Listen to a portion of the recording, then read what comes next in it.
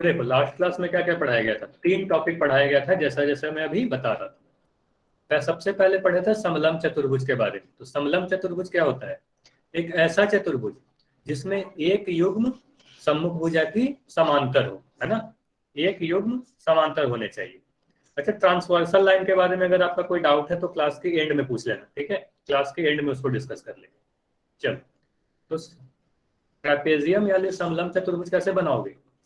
इस तरीके से आकृति आपको बना के बताई गई थी, जिसमें एक जोड़ा यानी दो सम्मुख भुजा क्या थी, समांतर थी। तो ऐसे वाले आकृति को समलंब चतुर्भुज यानी ट्रेपेजियम कहते हैं। उसके बाद इसमें और क्या पढ़ा गया? इसमें यह बताया गया कि इसमें ये दोनों जो आसन्न कोण है यानी क्रमागत अंतःकोण जो समांतर रेखा के बीच में है, तो इन दोनों कोणों का योग 180 डिग्री होगा। ये चीज आपको ध्यान रखना था। उसके बाद काइट यानी पतंग के बारे में पढ़ाया गया। तो काइट या पतंग को आप कैसे पहचानोगे? काइट या पतंग में यह बताया गया कि आसन्न भुजा के दो युग्म बराबर होंगे, ठीक है। आसन्न भुजा के दो युग्म बराबर होंगे, तो इसका क्या मतलब हुआ? तो आकृति से आप समझो। अगर इस तरीके की आकृति कोई बनाई गई तो यहाँ ये दोनों को आप बोलोगे आसन्न भुजा, और नीचे वाले दोनों को बोलोगे आसन्न भुजा। तो यहाँ पर मैं कह सकता हूँ, अगर ये भुजा इसके बराबर है और ये नीचे वाली ये दोनों भुजाएं बराबर है, तो मैं क्या कहूंगा? इस चतुर्भुज में ए बी सी डी को अगर मैं ध्यान से देखूं तो मैं कहूंगा ए बी और ए डी क्या है? ए बी और ए डी आसन्न भुजा है और ये बराबर है, ठीक है। उसी तरीके से सी डी और सी बी ये दोनों भी आसन्न भुजा है और आपस में बराबर है। तो दो युग्म बराबर है आसन्न भुजा के, तो ऐसे वाले चतुर्भुज को पतंग यानी काइट कहते हैं, ठीक है। अब देखते हैं समांतर चतुर्भुज। तो समांतर चतुर्भुज में कैसे आप पहचानोगे? इसके गुण के बारे में तो आज रिवीजन करेंगे फिर से। पहले आप देखो कि चित्र को आप पहचानोगे कैसे। तो समांतर चतुर्भुज के बारे में क्या बताया गया था? समांतर चतुर्भुज एक ऐसा चतुर्भुज होता है जिसमें सम्मुख भुजाएं समांतर यानी पैरेलल होती है ना। इसमें अगर मैं ये बोलूं, ये चतुर्भुज ए बी सी डी में अगर ए बी सी डी के पैरेलल है, ए बी और डी सी पैरेलल है, तो एक सम्मुख भुजा मुझे समांतर दिख गया, ए बी और डी सी समांतर। अब साथ ही साथ मैं ये कह रहा हूं कि डी ए बी सी के समांतर है ना। तो दूसरा जो सम्मुख भुजा मुझे मिला डी ए और बी सी का जोड़ा, ये भी समांतर है। तो ऐसे चतुर्भुज को क्या कहेंगे? समांतर चतुर्भुज या पैरेललोग्राम कहेंगे, ठीक है। तो यहाँ पर अगर मैं लिख दूं डी ए जो है वह सी बी के समांतर है, तो हम कहेंगे ए बी सी डी समांतर चतुर्भुज है यानी पैरेललोग्राम। और इसके गुणों के बारे में पढ़ाया गया था, समांतर चतुर्भुज के गुणों के बारे में पढ़ाया गया था। तो गुणों को आज रिवीजन करेंगे, ठीक है। उसके बाद उस पर क्वेश्चन करेंगे। इतना सारा चीज आपको याद है या नहीं, चैट में लिखकर बताओ। ये सारी चीज पढ़ाई गई थी या नहीं लास्ट क्लास में? ठीक है, चैट में लिखकर बताओ। ठीक है, ये सारी चीज लास्ट क्लास में पढ़ाई गई थी। तो क्या करते हैं, अभी एक क्वेश्चन करते हैं, ठीक है। अभी एक क्वेश्चन आपके स्क्रीन पर दिखेगा। इस क्वेश्चन को आप लोग पोल सेक्शन में जाओगे और पोल सेक्शन में जाकर आंसर करोगे। ये तो बात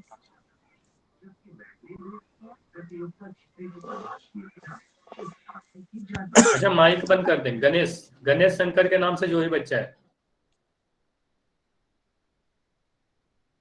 तो पोल सेक्शन में जाओ, पोल सेक्शन में आंसर करो।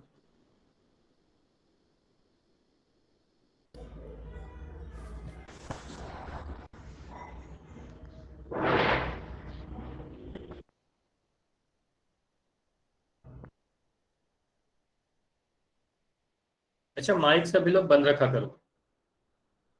तो यहाँ पूछा जा रहा है एक पतंग के विकर्ण। देखो यहाँ पर पतंग का विकर्ण बना के भी दिखाया गया है ना। तो आप देखो ये दोनों विकर्ण कितने डिग्री पर एक दूसरे को काट रहे हैं।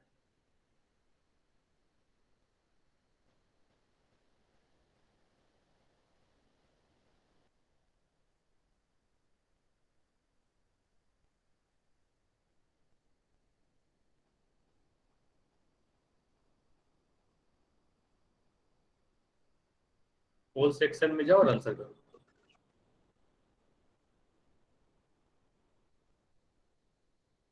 तो यहाँ पर देखो जो ये विकर्ण है, विकर्ण बना के भी दिखाया गया है पतंग का। तो ये देखो ये दोनों विकर्ण कितने डिग्री पर एक दूसरे को काट रहे हैं।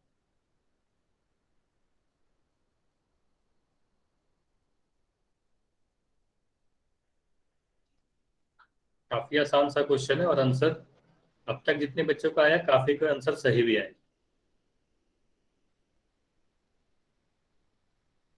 चलो 5 सेकंड और है, 5 सेकंड में पोल को मैं एंड करूंगा और इस क्वेश्चन को डिस्कस करेंगे। 5 सेकंड और है आपके पास। 5, 4, 3, 2, 1। चलो अब मैं पोल को एंड कर दे रहा हूँ और अब आप आंसर चैट में भी लिख सकते हो। अगर आप पोल में आंसर नहीं दे पाए तभी आप चैट में लिखोगे, चैट में भी आप आंसर लिख सकते हो। क्योंकि यहाँ क्या लिखा गया है, एक पतंग के विकर्ण एक दूसरे को डैश पर समद्विभाजित करते हैं, मतलब कितने डिग्री पर समद्विभाजित करते हैं। तो यहाँ पर क्या आपको देखना है, एक विकर्ण मुझे क्या दिख रहा है, एक विकर्ण मुझे दिख रहा है AC। ठीक है, एक विकर्ण मुझे दिख रहा है AC। ठीक है, दूसरा विकर्ण मुझे दिख रहा है BD। तो आपको हमेशा ये ध्यान रखना है कि पतंग का जो विकर्ण होता है एक दूसरे को 90 डिग्री पर काटते हैं। ठीक है, कोई सा भी आप पतंग बनाओ, जैसे देखो मैं इसके अलावा दूसरा पतंग बना रहा हूँ। ठीक है, इस तरीके से। तो अगर आप इसके विकर्ण को जब बनाओगे तो इसका विकर्ण एक दूसरे को हमेशा 90 डिग्री पर ही काटेंगे। ठीक है, तो इसका विकर्ण एक दूसरे को कितने डिग्री पर काटेंगे, 90 डिग्री पर ही काटेगी। तो इसका आंसर क्या होगा, इसका आंसर होगा ऑप्शन नंबर डी, है ना। तो आपको यह ध्यान भी रखना है। ठीक है, तो इसका आंसर क्या होगा, ऑप्शन नंबर डी। किसी भी पतंग में उसका जो विकर्ण होता है एक दूसरे को 90 डिग्री पर काटता है। ये समझ में आया या नहीं आया, ये आपको डायरेक्ट ध्यान रखना है। ठीक है, तो एक और देखो मैं बना के दिखा दे रहा हूं फिर से। अगर हम इस तरीके से एक पतंग बना रहे हैं तो इसके जो विकर्ण होंगे, विकर्ण का मतलब आप सभी को पता है, सम्मुख भुजा को मिलाने वाली रेखाखंड। तो इसके जो विकर्ण होंगे हमेशा 90 डिग्री पर ही काटे। ठीक है, ये समझ में आया या नहीं आया, इसको आप नोट करके लिख लोगे। ठीक है, ये डायरेक्ट प्रॉपर्टी आपको याद रखना है। तो अब देखो हमें क्या पढ़ना है, आज की पहली टॉपिक है ना। तो आज हमें क्या पढ़ना है, प्रॉपर्टीज ऑफ पैरेललोग्राम, यानी समांतर चतुर्भुज के गुण। तो देखो आप भी सोचोगे समांतर चतुर्भुज के गुण फिर से क्यों पढ़ाया जा रहा है। समांतर चतुर्भुज के गुण तो हमने लास्ट क्लास में पढ़ लिया था, है ना। तो एक बार एक एक करके पांचों गुणों को जल्दी से रिवाइज करेंगे, रिवीजन करने के बाद आगे बढ़ेंगे। ठीक है, चलो। तो पहला गुण क्या था, देखो यहाँ पर जितने भी गुण लास्ट क्लास में पढ़ाए गए थे सभी गुण यहाँ पर लिखे गए। ठीक है, टोटल 5 गुणों के बारे में पढ़ाया गया था और जो सभी के सभी यहाँ पर लिखे गए। तो एक एक करके रिवीजन करो। तो पहला क्या था, पहला चीज ये बताया गया समांतर चतुर्भुज में सम्मुख भुजाएं समांतर होती है। ठीक है, दूसरा चीज ये बताया गया कि समांतर चतुर्भुज में सम्मुख भुजाएं बराबर भी होती हैं। तीसरा चीज ये बताया गया समांतर चतुर्भुज में सम्मुख कोण बराबर होते हैं। चौथा चीज ये बताया गया समांतर चतुर्भुज में विकर्ण एक दूसरे को समद्विभाजित करते हैं। और पांचवा क्या था, समांतर चतुर्भुज में आसन्न कोण समपूरक होते हैं, मतलब उनका योग 180 डिग्री होगा। ठीक है, ये सारी चीज लास्ट क्लास में पढ़ाई गई थी। तो देखो क्या क्या था, ये सभी प्रॉपर्टीज को समझने के लिए मैं एक समांतर चतुर्भुज बना रहा हूं। ठीक है, आप सभी को दिख रहा है यहाँ पर एक समांतर चतुर्भुज। Yes sir. अच्छा, माइक बंद कर देंगे जिसका भी माइक ऑन है, जिनका भी ऑडियो ऑन है सबसे पहले माइक म्यूट कर दो अपना। जिस बच्चे का माइक ऑन है, दीपेंद्र, दीपचंद, चलो। तो यहाँ पर आपको दिख रहा है चतुर्भुज ABCD समांतर चतुर्भुज। तो क्या क्या गुण है सभी को नोट करते जाओ। पहला गुण क्या था कि सम्मुख भुजा समांतर होती है, यानी AB DC के समांतर होगा और AD BC के समांतर होगा। ठीक है, ये दोनों भुजाएं भी समांतर होगी, ये पहला प्रॉपर्टी था। दूसरा गुण क्या था, जो सम्मुख भुजा है वो बराबर भी होंगी, AB DC के बराबर होगा और AD BC के बराबर होगा। मतलब ये दोनों जो भुजाएं आपको दिख रही है AD और BC, आपस में बराबर होंगे और ए बी और डी सी आपस में बराबर होंगे। ठीक है, दूसरा चीज यही पढ़ाया गया। तीसरा गुण क्या था? तीसरे प्रॉपर्टी में ये बताया गया कि सम्मुख कोण बराबर होते हैं। ठीक है, अच्छा फिर से मैं रिपीट कर दे रहा हूं। ठीक है, इसको तो ओके काफी बार सर। मैं पढ़ा चुका हूं। ठीक है, सुन लो यहाँ पे, ए बी डी सी के समांतर होगा, मतलब क्या? सम्मुख भुजा समांतर होती है। तो सम्मुख भुजा देखो आप, ए बी और डी सी क्या है? ए बी भुजा और डी सी भुजा सम्मुख भुजा है, तो ये दोनों समांतर होंगे। ए डी भुजा और बी सी भुजा भी सम्मुख भुजा है, तो ये दोनों भी समांतर होंगे। ठीक है, पहला यही पढ़ाया गया। दूसरा चीज, सम्मुख भुजा जो होगी वो बराबर होंगी। तो यहाँ पर दिख रहा है ए बी और डी सी क्या है? सम्मुख भुजा है, तो ये बराबर है। और ए डी और बी सी भी सम्मुख भुजा है। सम्मुख भुजा का मतलब तो पता है ना आपको? सम्मुख भुजा मतलब आमने सामने की भुजा, है ना? तो आमने सामने की भुजा को ही क्या कहते हैं? सम्मुख भुजा कहते हैं। तो यहाँ पर डी लिखा हुआ है ना, ए डी बी सी के बराबर है। ठीक है, तीसरा चीज, तीसरा गुण क्या था? सम्मुख कोण बराबर होते हैं, मतलब कोण डी जो होगा वो कोण बी के बराबर होगा। मैं कह सकता हूं कोण डी और कोण बी बराबर होगा, और कोण ए कोण सी के बराबर होगा। मतलब कोण ए और कोण सी सम्मुख कोण है, इसलिए कोण ए सी के बराबर होगा और कोण डी कोण बी के बराबर होगा। ठीक है, तीन गुण तो हो गया। चौथा गुण क्या था? ध्यान से सुनो, चौथा गुण ये था कि समांतर चतुर्भुज के जो विकर्ण होते हैं वो विकर्ण एक दूसरे को समद्विभाजित करते हैं। तो इसका क्या मतलब हुआ? इसके लिए हम एक इस चतुर्भुज का विकर्ण बनाते हैं। ठीक है, तो इसका आप अगर विकर्ण बनाओ तो यहाँ पर आपको दिख रहा है दो विकर्ण बनते हुए। एक विकर्ण मैं बोलूंगा ए सी और दूसरा विकर्ण बी डी या डी बी। ठीक है, तो इसके विकर्ण एक दूसरे को समद्विभाजित करते हैं। इसका क्या मतलब हुआ? अगर ये दोनों विकर्ण एक दूसरे को बिंदु ओ पर प्रतिच्छेद करते हैं, इसका मतलब ओ ए की लंबाई, ये ओ ए की लंबाई ओ सी की लंबाई के बराबर होगी। मतलब अगर ये 4 सेंटीमीटर है तो ओ सी भी 4 सेंटीमीटर होगा। इसका मतलब ओ ए और ओ सी बराबर होगा।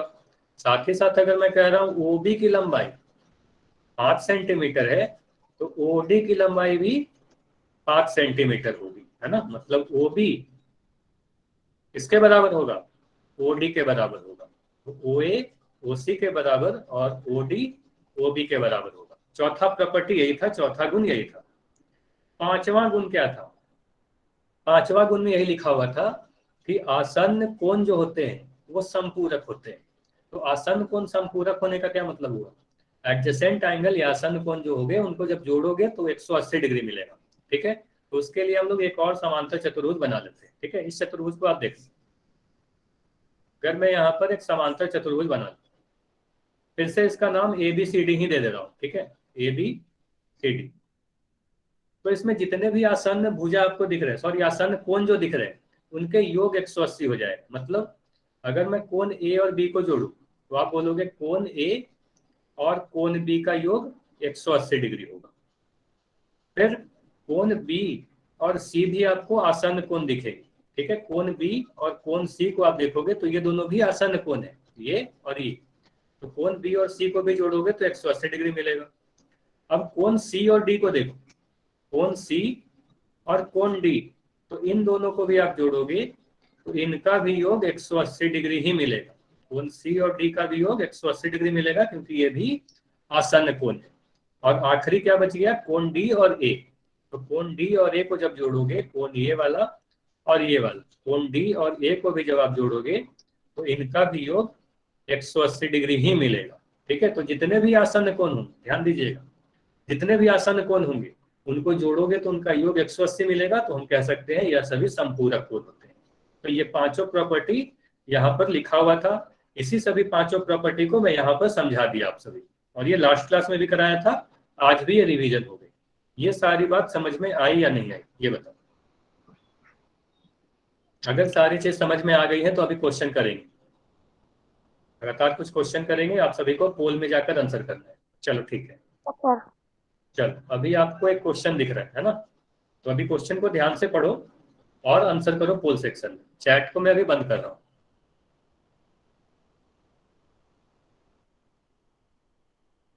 तो क्वेश्चन नंबर 91 जो है, इसमें दिया गया कि कोण पी का मान अगर 75 डिग्री है तो कोण आर का मान बताओ। काफी आसान सा क्वेश्चन, काफी आसान सा क्वेश्चन है, काफी कम समय मिलेगा आपको। तो आप देखो कि अगर कोण P का मान 75 डिग्री है तो कोण R का मान कितना होगा। अगर सभी प्रॉपर्टीज आपको पता है तो यह क्वेश्चन करने में आपको बस 5 सेकंड लगेगा। अगर आपको प्रॉपर्टी पता है तो 5 सेकंड में आप आंसर कर पाओगे।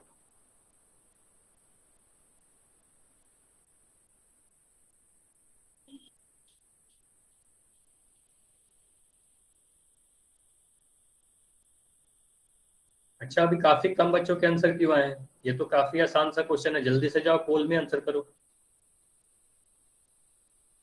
जब चैट खुलता है तो चैट में तो काफी लोग आंसर करते हो, तो चैट में नहीं आंसर करना है, आपको पोल में आंसर करना है।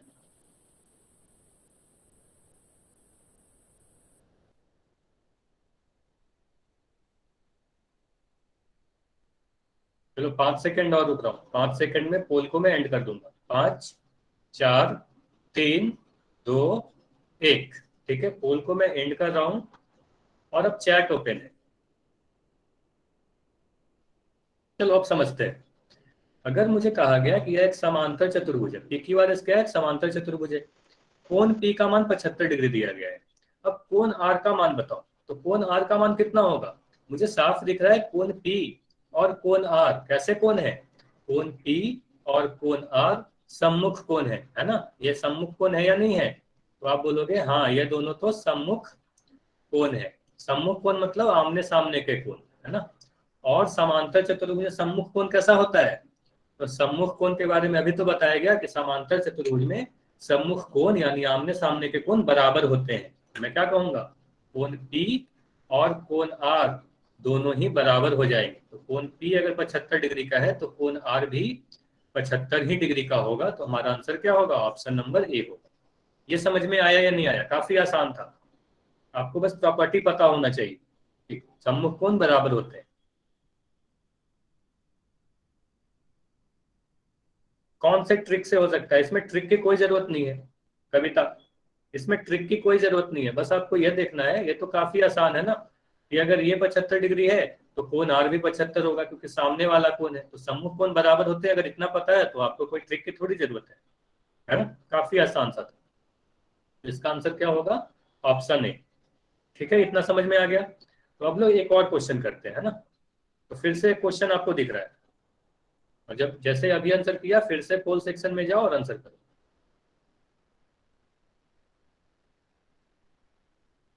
पहले क्वेश्चन को ध्यान से पढ़ो। इस चतुर्भुज में क्या क्या कहा गया है कि एडी की लंबाई 6 सेंटीमीटर है, एबी की लंबाई 10 सेंटीमीटर है। तो सीडी की लंबाई और बीसी की लंबाई बताओ। सीडी और बीसी की माप बताओ। तो इसमें ध्यान से देखना है, गलती नहीं करोगे। तो इसमें ध्यान से देखो कि एबी की लंबाई कितनी है और एडी की लंबाई कितनी है, तो बीसी और सीडी की लंबाई कितनी है।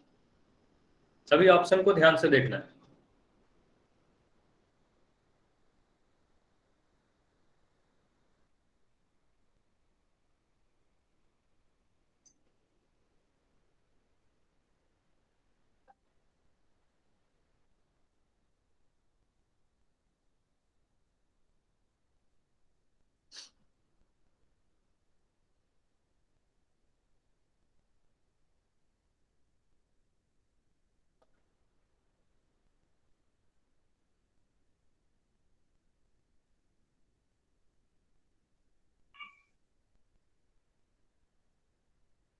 माइक कोई नहीं ऑन करेगा, पोल सेक्शन में जाकर आंसर करोगे। सॉरी सा।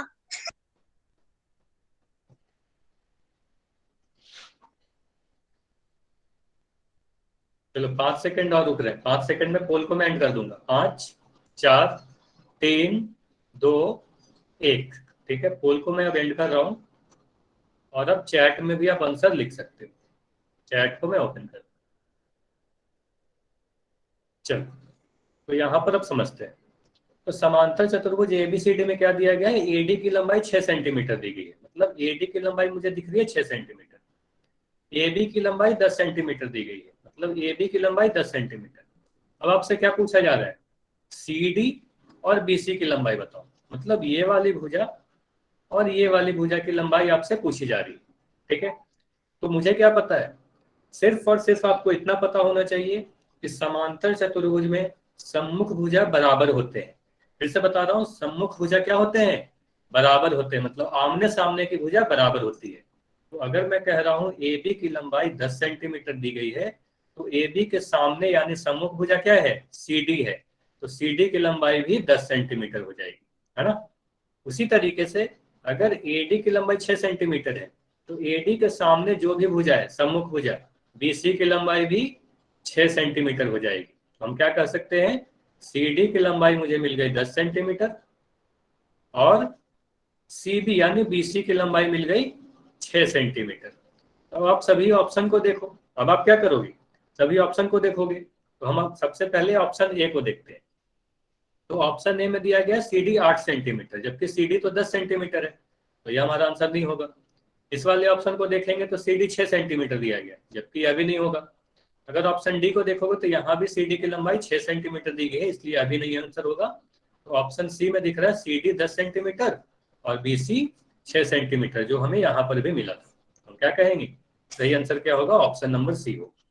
है ना आसान, ये समझ में आया या नहीं बताओ, ये समझ में आया या नहीं? Yes, ऐसा कुछ, अच्छा माइक ऑन करके नहीं बताओगे, चैट में लिखकर बताओगे, माइक कभी भी नहीं ऑन करना है क्लास में, ठीक है।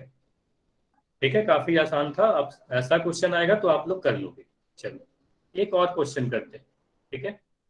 फिर से आपको एक क्वेश्चन दिख रहा है, तो फिर से पोल सेक्शन में जाओ जल्दी से, पहले क्वेश्चन ध्यान से पढ़ो और फिर आंसर करो। तो इसमें क्या दिया गया है, एक समांतर चतुर्भुज एबीसीडी दे दी गई है, उसमें एसी की लंबाई दी गई है 6 सेंटीमीटर। तो एसी देखो, एसी क्या है, उसके बाद ओसी की लंबाई बताओ। तो अगर एसी की लंबाई दी गई है तो ओसी की लंबाई आप लोग से पूछा जा रहा है, देखो आप कैसे निकालोगे इसमें।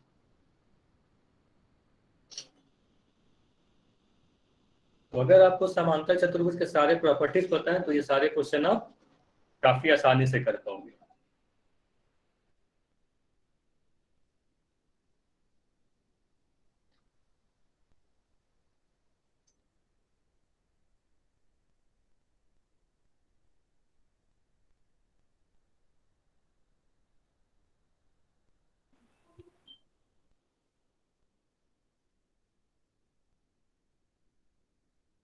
चलो 5 सेकंड और है आपके पास, 5 सेकंड और है, 5 सेकंड में पोल को मैं एंड कर दूंगा। 5 4 3 2 1, ठीक है। अब पोल को एंड कर रहा हूं और चैट अब ओपन है। अब देखो, अब समझते हैं इस क्वेश्चन। तो यहाँ पर पूछा क्या जा रहा है कि समांतर चतुर्भुज एबीसीडी में एसी की लंबाई तो दे दी गई है 6 सेंटीमीटर, मतलब मैं कहूंगा जो एसी है ये पूरा लंबाई, ये जो पूरा है एसी, इसकी लंबाई दी गई है 6 सेंटीमीटर, ठीक है। अब आपसे ओसी की लंबाई पूछी जा रही है। तो अगर एसी 6 सेंटीमीटर पूरा है तो आप बताओ, मुझे इतना पता है किसी भी समांतर चतुर्भुज में उसके विकर्ण एक दूसरे को क्या करते हैं बताओ, एक दूसरे को समद्विभाजित करते हैं। मतलब मुझे पता है ओए की लंबाई, मैं ये कह सकता हूं ये जो ओए है, ओए जो है ओसी के बराबर होगा, है ना। इतना आपको पता है कि ये जो ओए है ओसी के बराबर होगा, मतलब दो बराबर भागों में बटेगा, ओए और ओसी की लंबाई बराबर होगी। मैं कह सकता हूँ ओए और ओसी बराबर है। अब ओए और ओसी मिला के 6 सेंटीमीटर है, मतलब 6 सेंटीमीटर को दो बराबर भागों में बांटोगे तो हर एक भाग कितना होगा ये बताओ, हर एक भाग कितना होगा। तो आप कह सकते हो कि ओए भी 3 सेंटीमीटर होगा और ओसी भी 3 सेंटीमीटर होगी, है ना। ओए और ओसी दोनों ही 3-3 सेंटीमीटर की होंगी, तभी दोनों को मिला के 6 सेंटीमीटर होगा। तो आप कह सकते हो ओसी की लंबाई जो होगी वो ओए का आधा होगा, ओए बाई 2, यानी 6 का आधा होगा, यानी 3 सेंटीमीटर होगा। इतना समझ में आया या नहीं आया, ये समझ में आया या नहीं आया, ये ऐसा क्यों हुआ, काफी आसान सा था। ठीक है, एक बार और रिपीट कर रहा हूँ, ठीक है। चैट चैट में लिखकर बताओगे, मैं बार बार बोल रहा हूँ ना, चैट में लिखकर बताओगे, माइक नहीं ऑन करोगे।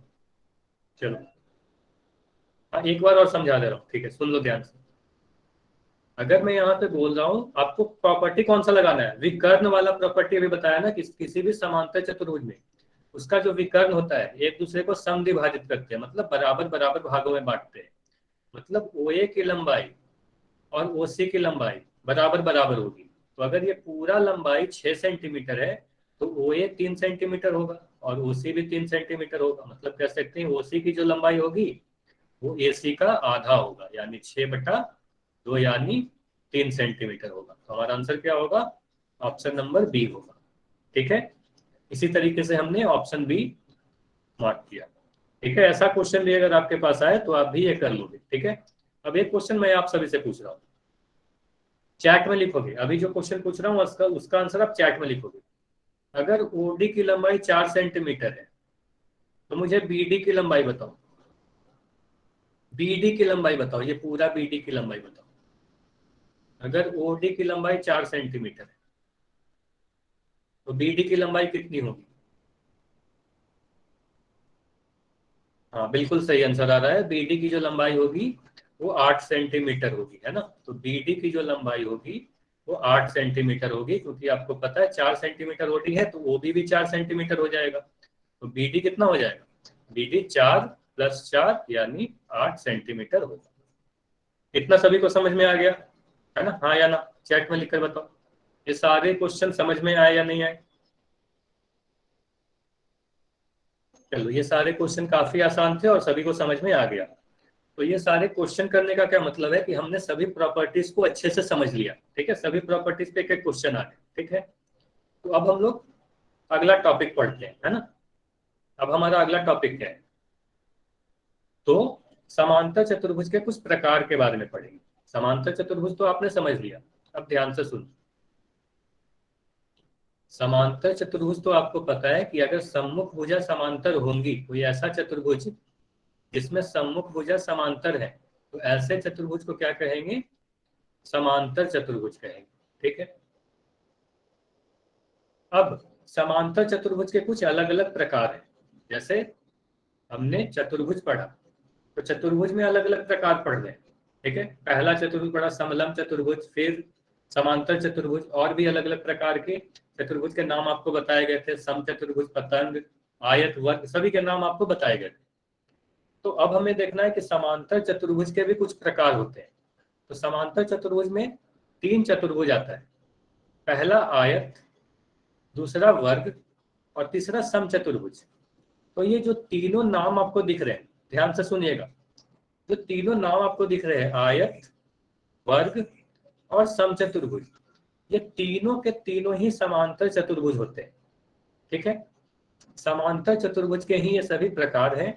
तो हम लोग ये देखेंगे कि आयत कैसा समांतर चतुर्भुज होगा, वर्ग कैसा समांतर चतुर्भुज होगा, और समचतुर्भुज यानी रोम्बस कैसा वाला समांतर चतुर्भुज होगा, है ना। तीनों में अंतर क्या है, और समांतर चतुर्भुज और आयत में क्या अंतर है ना। तो आपको अभी के लिए यह ध्यान रखना है कि आयत जिसे रेक्टेंगल कहते हैं, वर्ग जिसे स्क्वायर कहते हैं, और समचतुर्भुज जिसे रोम्बस कहते हैं, ये तीनों के तीनों समांतर चतुर्भुज के ही एक विशेष प्रकार के समांतर चतुर्भुज। ठीक है, तो अब हम लोग क्या करते हैं, एक एक करके सबसे पहले आयत पढ़ेंगे, फिर वर्ग पढ़ेंगे, और उसके बाद समचतुर्भुज पढ़ेंगे, है ना। एक एक करके तीनों के बारे में देखते हैं। पहला टॉपिक क्या है, आयत यानी रेक्टेंगल। देखो, आयत किसे कहते हैं, रेक्टेंगल किसे कहते हैं, और इसके प्रॉपर्टीज को फिर से आप सभी को नोट्स बना के लिखना है। ठीक है,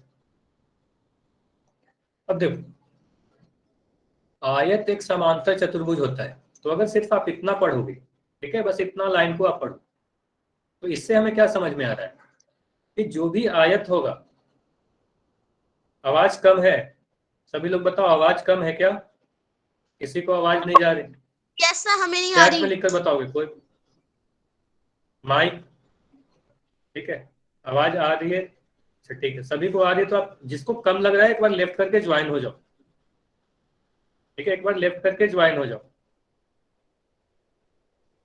ठीक है, आवाज सभी को अच्छे से जा रही है? सर वॉइस कम है चलो, बहुत। आवाज कम है? Yes sir.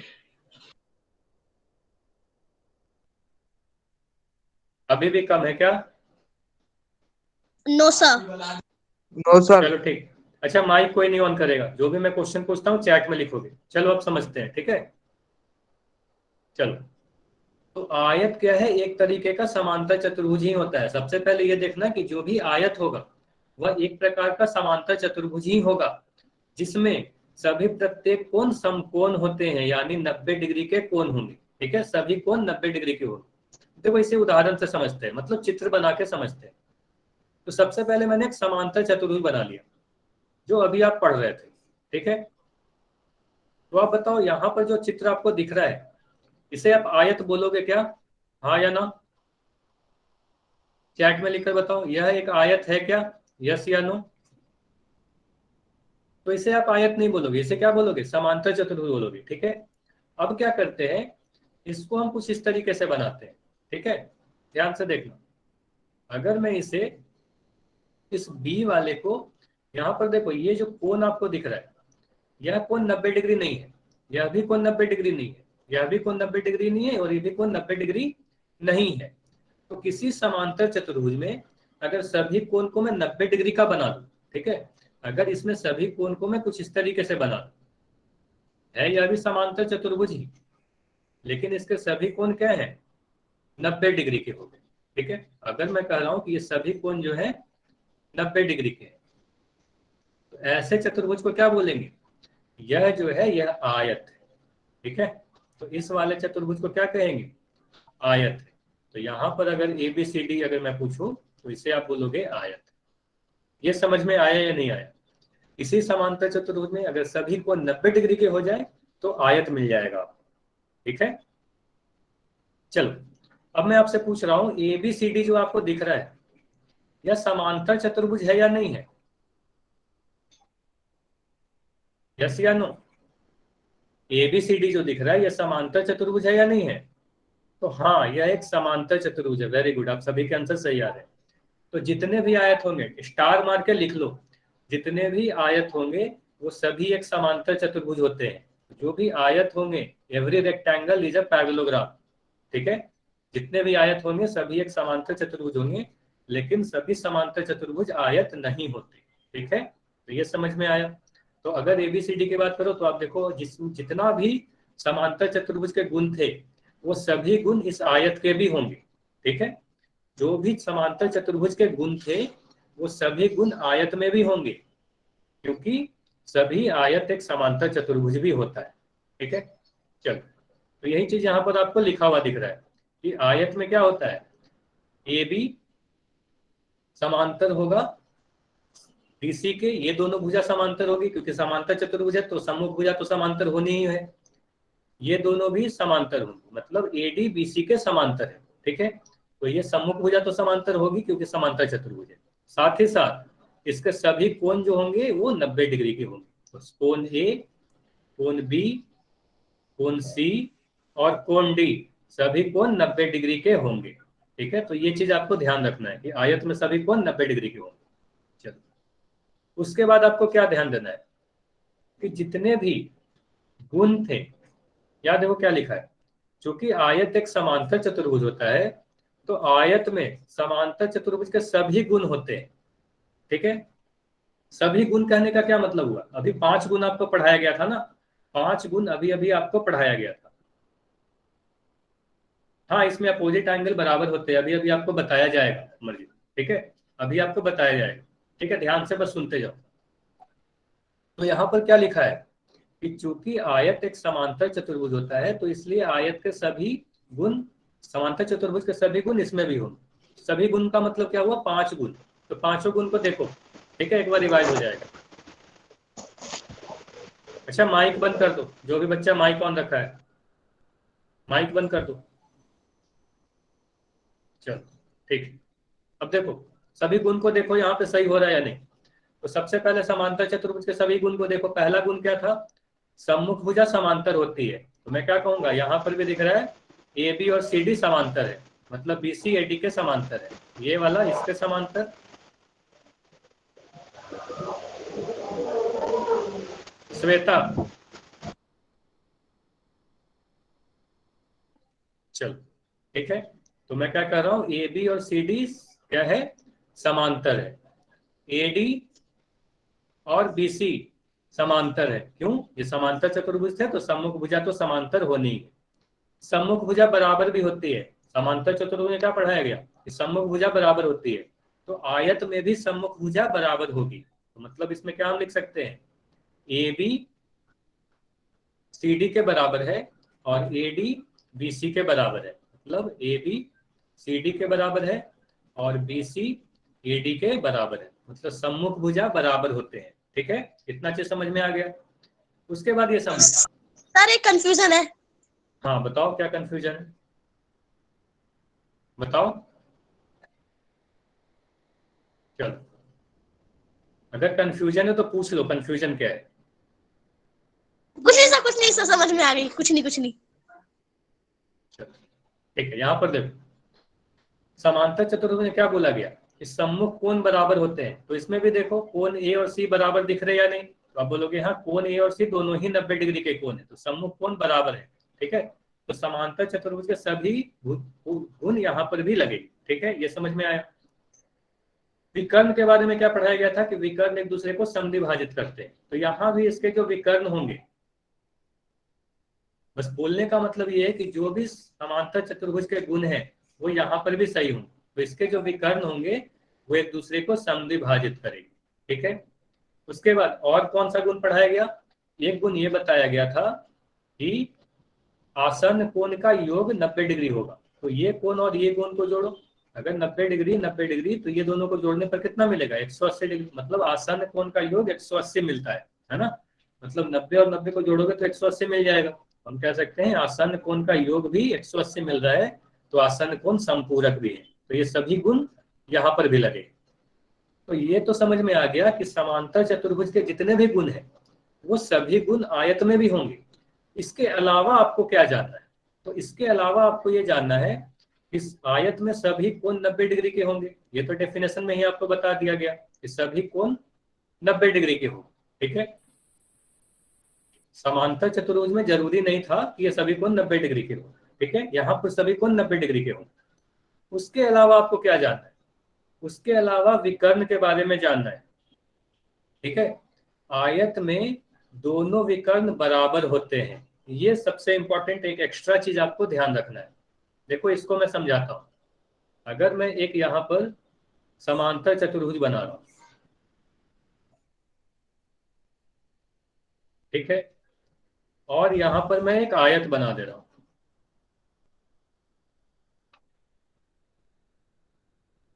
ठीक है, तो ये चित्र नंबर 1 जो है यह एक समांतर चतुर्भुज है।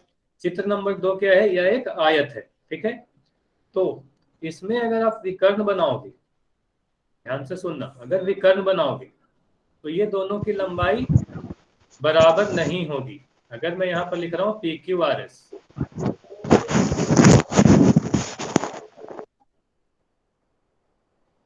तो अगर मैं यहाँ पर लिख रहा हूँ PQRS, तो आप बताओ PR और SQ बराबर होगा क्या, हाँ या ना, ये बताओ। चित्र 1 में PQ PR और SQ मतलब ये दोनों विकर्ण बराबर होंगे क्या, चैट में लिखकर बताओ। देखो चित्र को और बताओ।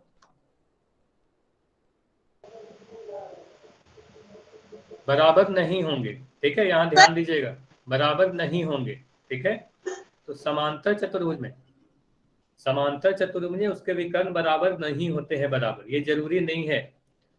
अब देखो यहाँ पर इसको माप के भी देख क्यों सकते हो। सर? ठीक है, आप इसको अपने कॉपी पर बनाओ। ठीक है, आप क्या कर सकते हो, समांतर चतुर्भुज बनाओ अपने कॉपी में और उसके विकर्ण बनाओ। ठीक है, आप जैसा यहाँ पे फिगर दिख रहा है PQRS, इस तरीके का एक फिगर अपने कॉपी में बना लो। ठीक है, उसके विकर्ण बनाओ और स्केल से उसको मेजर करके देखो, तो आपको दिख जाएगा कि PR की लंबाई SQ की लंबाई जल्दी से करो। अलग है।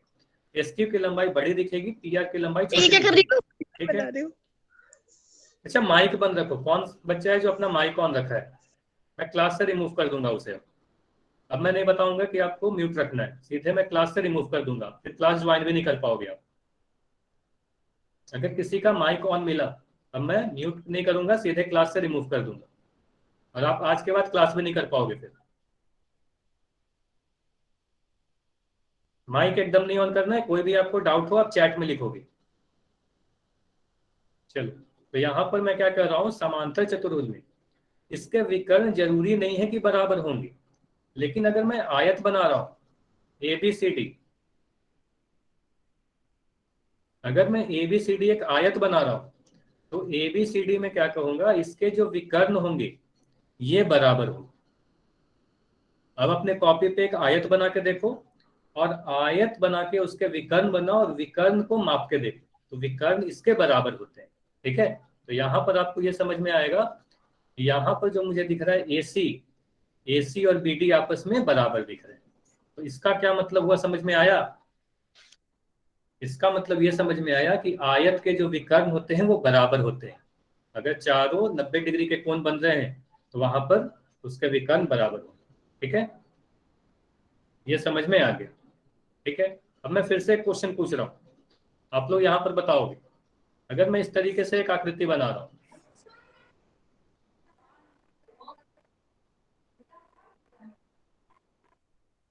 यह एक समांतर चतुर्भुज है, मैं कह रहा हूँ यह एक समांतर चतुर्भुज। हाँ बताओ क्या बोल रहे हो आप?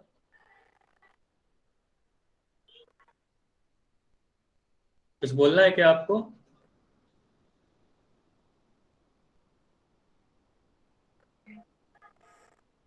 अगर मैं यहाँ पर ABCD एक समांतर चतुर्भुज बना दूं, ठीक है, तो मुझे बताओ AC की लंबाई और BD की लंबाई बराबर होगी क्या? AC और BD की लंबाई बराबर होगी या नहीं होगी? AC और BD की लंबाई बराबर होगी या नहीं होगी? चैट में लिखकर बताओ।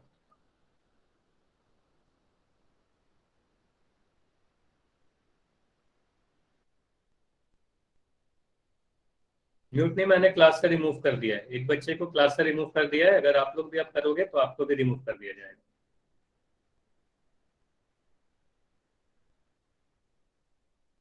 चलो, तो यहाँ पर आप क्या बोलोगे? AC और BD बराबर नहीं है। ठीक है, नो, क्योंकि एक समांतर चतुर्भुज है। ठीक है, अगर मैं यहाँ पर एक आयत बनाता हूँ, फिर से बताओगे आप लोग, अगर मैं यहाँ पर एक आयत बना रहा हूँ और इसका नाम है PQRS, अब PR की लंबाई मैं दे रहा हूँ, PR की लंबाई अगर है 12 सेंटीमीटर, मुझे ये बताओ SQ की लंबाई कितनी होगी? तो मुझे बताओ SQ की लंबाई कितनी होगी? बिल्कुल सही आंसर है आप सभी के। तो SQ की लंबाई भी 12 सेंटीमीटर ही होगी। तो कह सकते हैं विकर्ण बराबर होते हैं। चलो, ये समझ में आया या नहीं? तो अभी क्वेश्चन करते हैं। ठीक है, कुछ क्वेश्चन आप सभी के सामने आएगा और आपको पोल में आंसर करना है। तो चलिए, पहला क्वेश्चन आप सभी के सामने।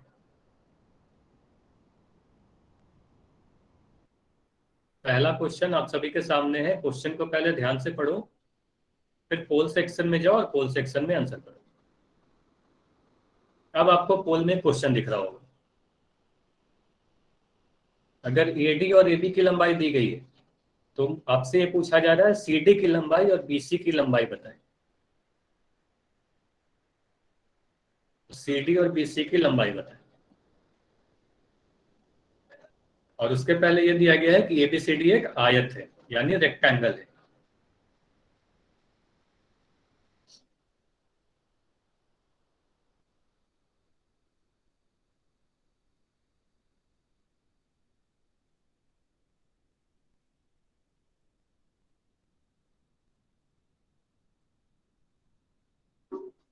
अगर ABCD आयत है, चित्र को देखो और बताओ BC और BC की लंबाई कितनी है। तो 10 सेकंड और है आपके पास। 10 सेकंड में पोल को एंड करूंगा और इस क्वेश्चन पर डिस्कस करेंगे।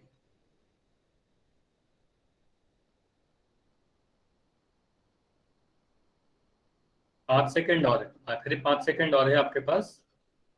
5 सेकंड में पोल को मैं एंड कर दूंगा। 5, 4, 3, 2, 1। ठीक है, और अब चैट ओपन है। चैट में अपना डाउट भी पूछ सकते हो और आंसर भी कर सकते हो। चलो अब समझते हैं।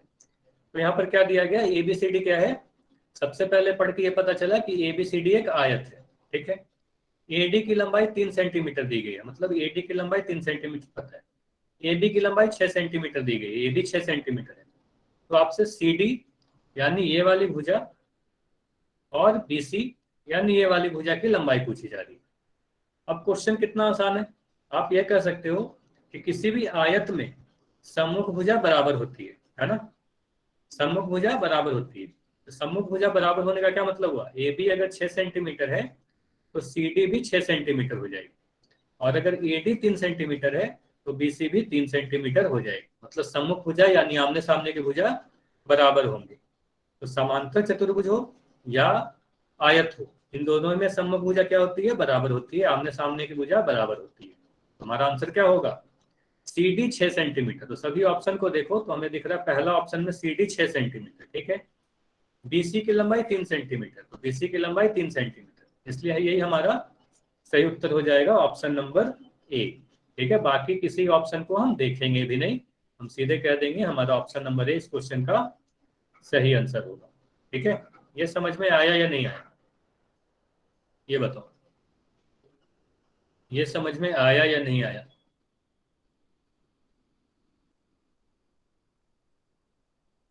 ठीक है, तो इस क्वेश्चन का आंसर क्या होगा, ऑप्शन नंबर ए होगा। चलो फिर से क्वेश्चन आप सभी के स्क्रीन पर है, ठीक है। तो इस क्वेश्चन को आप लोग समय लो, अपना समय लेके सोल्व करो, ठीक है। इसमें कोई भी हड़बड़ी करके आंसर नहीं करेगा, ठीक है। इसके लिए मैं आप सभी को समय दे रहा हूं, ठीक है। तो आप लोग इस क्वेश्चन को सोल्व करो अच्छे से और देखो इस आयत में विकर्ण की लंबाई कितनी होगी।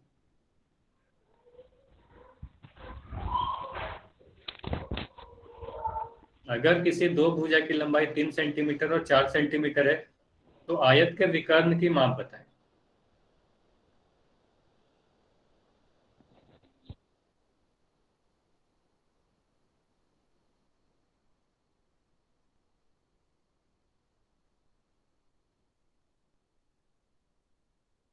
देखिए आयत में दो भुजा की लंबाई 3 सेंटीमीटर और 4 सेंटीमीटर है तो आयत का विकर्ण कितना होगा।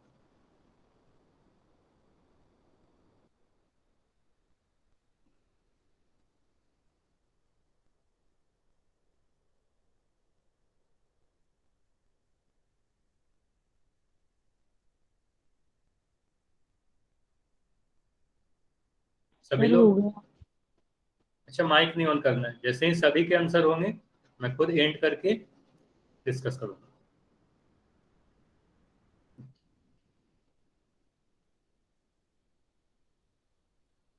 चलो 5 सेकंड और है, 5 सेकंड में इसको डिस्कस करेंगे, ठीक है। 5 4 3 2 1।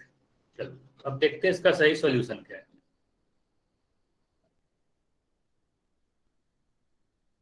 सब चैट में आंसर लिखो, आपका क्या आंसर है चैट में लिखो। इसी आयत में दो भुजा 3 सेंटीमीटर और 4 सेंटीमीटर है तो सबसे ज्यादा जो आंसर आए, ध्यान से सुनो। सबसे पहले मैं बता रहा हूं कि ऑप्शन डी जो है सबसे ज्यादा लोग यही आंसर किए और ये गलत है, ठीक है। ऑप्शन डी इसका सही आंसर नहीं होगा, ठीक है। तो अब देखते हैं इसका सही आंसर क्या होगा, ऑप्शन ए, बी या सी क्या होगा, ठीक है। और यह क्वेश्चन के लिए मैंने इतना समय आप सभी को क्यों दिया, क्योंकि इसको आप लोग टिक करके लिख लो, ये सबसे इंपॉर्टेंट क्वेश्चन, ठीक है। ये काफी इंपॉर्टेंट क्वेश्चन है, आपके एग्जाम में ऐसा क्वेश्चन आ सकता है, ठीक है। इसको ध्यान से समझोगे, आप सभी को गलती नहीं करना है। देखो इस क्वेश्चन को समझने के लिए मैं सबसे पहले एक आयत बना रहा हूँ, ठीक है। तो एक आयत बनाया गया जिसका नाम मैंने दिया ABCD। अब इसकी भुजा की लंबाई दे रखी है 3 सेंटीमीटर और 4 सेंटीमीटर, तो मैं कह रहा हूँ BC जो छोटी दिख रही है इसको मैंने 3 सेंटीमीटर कर दिया और DC जो बड़ी दिख रही है इसे मैंने 4 सेंटीमीटर कर दिया, ठीक है। तो अगर BC 4 सेंटीमीटर है तो AB भी 4 सेंटीमीटर हो जाएगी, है ना, और ये भी 3 सेंटीमीटर हो जाएगी। तो इतनी चीज तो मैंने लिख दी। अब आपसे पूछा क्या जा रहा है, विकर्ण का माप ज्ञात करें। तो विकर्ण बना के देखते हैं। तो एक विकर्ण मैंने BD बनाया, ठीक है। तो BD क्या है, BD को आप बोलोगे BD इस आयत का एक विकर्ण है ना, विकर्ण के बारे में आपको पता है। अब BD की लंबाई कैसे निकालोगे आप बताओ, BD की लंबाई आप कैसे निकालोगे। तो आप लोग क्या किए हो, बीडी की लंबाई जब मैं आपसे पूछ रहा हूँ तो 3 और 4 को जोड़ दिए और 7 सेंटीमीटर आंसर कर दिए, जबकि ये गलत होगा, ऐसा करोगे तो आपका आंसर गलत हो जाएगा। तो अब आप ध्यान से देखो, मुझे बताओ ये जो कोण है, कोण सी का मान कितना होगा, कोण सी का मान बताओ, जो क्वेश्चन पूछ रहा हूं उसका आंसर बताओ चैट में लिख के, कोण सी का मान कितना होगा। तो आप सभी को पता है कोण सी का मान 90 डिग्री होगा। चलो, कोण सी का मान आपको पता है 90 डिग्री होगा। तो त्रिभुज बी सी डी आप सभी को दिख रहा है या नहीं, बी सी डी समकोण त्रिभुज है या नहीं, हाँ या ना बताओ। तो बी सी डी समकोण त्रिभुज है या नहीं, यस या नो। त्रिभुज बी सी डी को ध्यान से देखो, त्रिभुज बी सी डी अगर मैं दिखाऊं तो यहां पर आपको दिख रहा है त्रिभुज बी सी डी, ये वाला है ना, ये त्रिभुज। तो त्रिभुज बी सी डी क्या है, समकोण त्रिभुज है। अब अगर मैं ये हिस्सा मिटा दे रहा हूं, ध्यान से देखिएगा, काफी इंपॉर्टेंट है ये क्वेश्चन। अगर मैं ये सारे हिस्से को मिटा दे रहा हूं तो अब आपको क्या दिख रहा है, जो आयत का विकर्ण था, है ना, ये आयत का विकर्ण था जो अभी समकोण त्रिभुज का कर्ण बन गया है ना। समकोण त्रिभुज में 90 डिग्री के सामने वाले को क्या कहते हैं, उसे कर्ण कहते हैं, आपको पता है, उसे कर्ण कहते हैं। जो आयत का विकर्ण था वो समकोण त्रिभुज का कर्ण है ना, 90 डिग्री के सामने वाला को। तो यहाँ पर आप पाइथागोरस प्रमेय अगर लगाओगे तो पाइथागोरस प्रमेय में आपको क्या पढ़ाया गया था, कर्ण का जो वर्ग होगा, ठीक है ना, ये बताया गया था आपको कि कर्ण का जो वर्ग होगा वो आधार के वर्ग के वर्ग प्लस लंब के वर्ग के योग के बराबर होता है ना। ये चीज पढ़ाया गया था या नहीं पढ़ाया गया था बताओ, ये पढ़ाया गया था ना पाइथागोरस प्रमेय में। तो जो चीज पहले पढ़ाई गई थी वो सभी को आपको यूज करना है, ठीक है। तो मैं क्या कर सकता हूँ, बीसी का जो वर्ग होगा वह आधार मतलब बीसी या सीडी कुछ भी आप लिख सकते हो, बीसी का वर्ग प्लस बीसी के वर्ग के बराबर होगा। तो यहां से आप बीसी का मान रख दो, इतना अगर आपने लिख दिया तो आप काफी आसानी से लिख सकते हो, 4 स्क्वायर और बीसी का मान 3 सेंटीमीटर है, तो 16 प्लस 9, यानी 16 और 9 को जोड़ोगे तो आपको 25 आ जाएगा। तो आप बताओ बीसी की लंबाई यानी विकर्ण 25 होगी क्या, 25 होगी या नहीं, हाँ या ना, 25 होगी क्या, बीसी की लंबाई 25 होगी, हाँ या ना। नहीं होगी, 25 थोड़ी होगी। यहां पर आपको क्या दिख रहा है, बीसी का जो वर्ग है ये 25 के बराबर है, मतलब ये 5 के वर्ग के बराबर है। तो आपको इसी तरीके से, तो मैं उस पिछले बार भी समझा रहा था कि बीसी का वर्ग अगर 5 के वर्ग के बराबर है तो बीसी की लंबाई जो होगी वो 5 सेंटीमीटर के बराबर होगा, है ना। बीसी कितना होगा, बीसी 5 सेंटीमीटर होगा, यानी समकोण त्रिभुज का जो कर्ण है वो 5 सेंटीमीटर का आएगा। और यही जो 5 सेंटीमीटर आपको दिख रहा है यह हमारे रेक्टेंगल यानी आयत का कर्ण है ना। अब समझ में आया कि बीडी की लंबाई जो होगी वो विकर्ण की लंबाई 5 सेंटीमीटर होगी, ठीक है। ये समझ में आया या नहीं आया, अच्छा फिर से रिपीट कर दूं, ठीक है, मैं एक बार आखिरी बार फिर से रिपीट कर दे रहा हूं, ठीक है।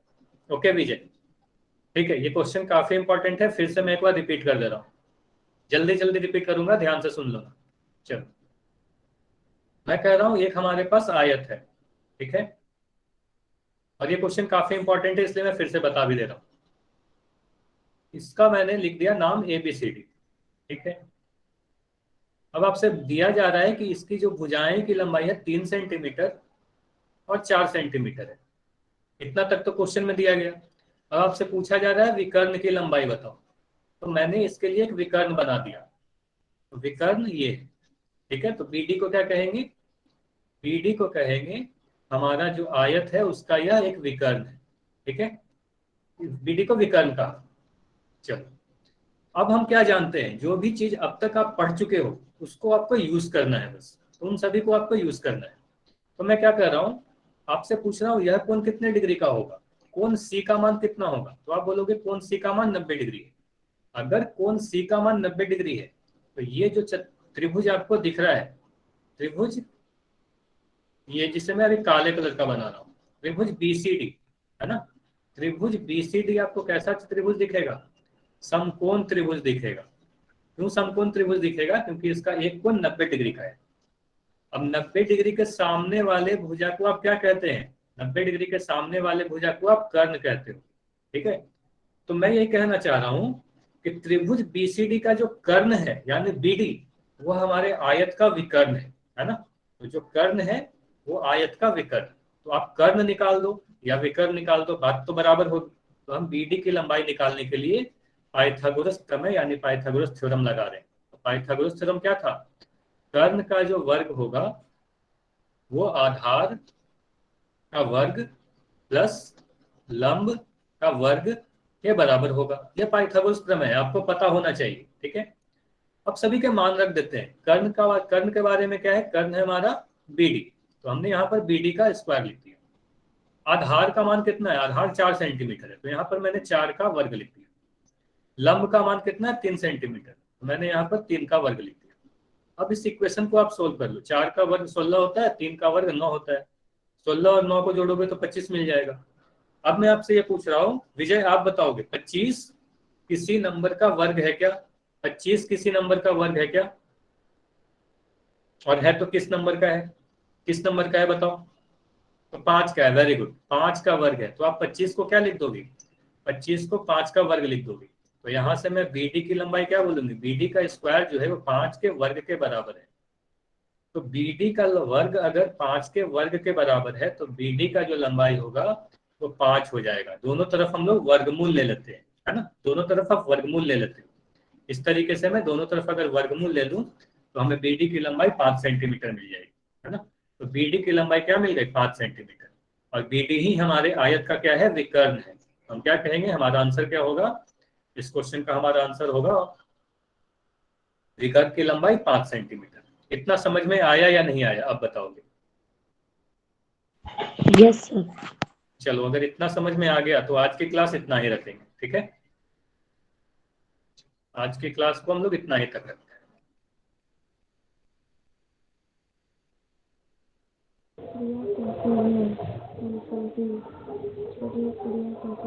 सर आपकी स्क्रीन हाँ, स्क्रीन फिर से दिखने लगेगी। फिर से स्क्रीन दिखेगी तो बताना।